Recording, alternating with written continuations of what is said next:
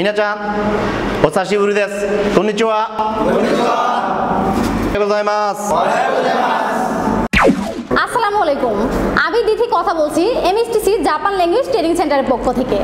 আজকে আমি আপনাদের সাথে কথা বলছি এমন একটি সুযোগ নিয়ে যা আপনার জীবন বদলে দিতে পারে ইনশাআল্লাহ। আচ্ছা, আপনার স্বপ্ন কি জাপানে যাওয়া? জাপানে গিয়ে কি আপনি আপনার লাইফস্টাইল, আপনার ক্যারিয়ার পুরোটা চেঞ্জ করতে চাচ্ছেন?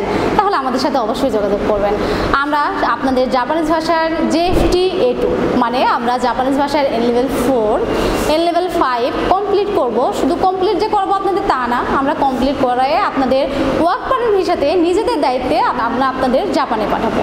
তাই আপনি যদি চান যে আপনি জাপানে যাবেন, নিজের ক্যারিয়ার করবেন, তাহলে আমাদের সাথে যোগাযোগ করতে পারেন। শুধু যে জাপানে গিয়ে আপনি নিজের লাভ তা না, আপনি আপনার ফ্যামিলিকেও খুব সচ্ছলতাভাবে চালাতে পারবেন। আর আপনি যদি চান যে আপনার ফ্যামিলি নিয়ে যাবেন, তাহলে জাপানে আপনার সুযোগ সুবিধা আছে, কারণ জাপানে আপনি সিটিজেনশিপ পাওয়ার সুযোগ সুবিধা আছে। তাই আপনি আর দেরি না করে দ্রুত আমাদের সাথে যোগাযোগ করেন, কারণ আমরা ইতিমধ্যে SSW ক্যাটাগরিতে এগ্রিকালচার এবং কনস্ট্রাকশন ট্রেডে লোক পাঠিয়েছি, যারা ওখানে গিয়ে সুন্দরভাবে কাজ করতেছে। শুধু কাজ করছে তা না, ওখানে গিয়ে কাজ করছে এবং নিজের পরিবারকে সচ্ছলতার মধ্যে আনছে। তাই আপনি যদি চান জাপানে যাবেন, নিজের ক্যারিয়ার করবেন, তাহলে অবশ্যই আমাদের সাথে যোগাযোগ করবেন, কারণ আমরা আপনাকে সুন্দরভাবে জাপানিজ ভাষায় N level 4, 5 এটা হাতে কলমে শিখাবো।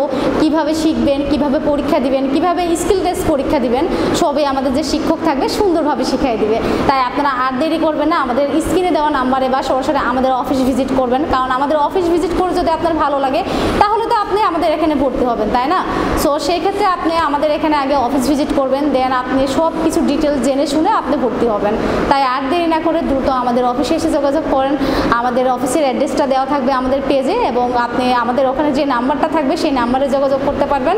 সো আজকে এই পর্যন্ত। আপনারা সবাই ভালো থাকবেন, সুস্থ থাকবেন। আল্লাহ হাফিজ।